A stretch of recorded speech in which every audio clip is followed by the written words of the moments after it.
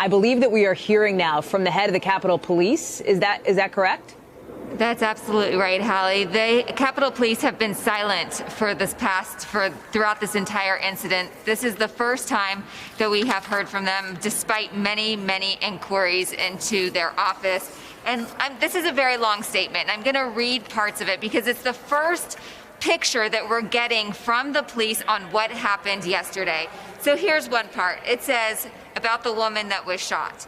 As protesters were forcing their way toward the House chamber where members of Congress were sheltering in place, a sworn United States Capitol Police employee discharged their service weapon, striking an adult female.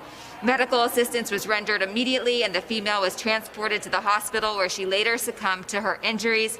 She had been identified as Ashley Babbitt. It goes on to talk about the pipe bombs and a suspicious vehicle just outside the Capitol complex as well that was determined hazardous and to do great harm, and that a hazardous materials response team was sent there to deactivate the devices.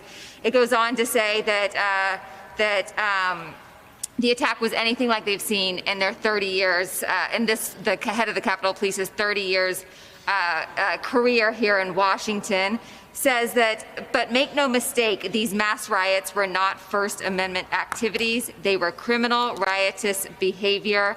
And so with that statement, since that is the first time that we've heard, it obviously doesn't talk about much about what sort of investigation it's still completing moving forward.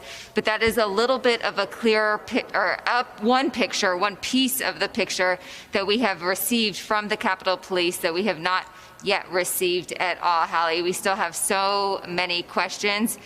There are members of Congress who are demanding an investigation into what happened yesterday, including Senator Roy Blunt, who is the top Republican on the Senate Rules Committee, which would oversee this thing.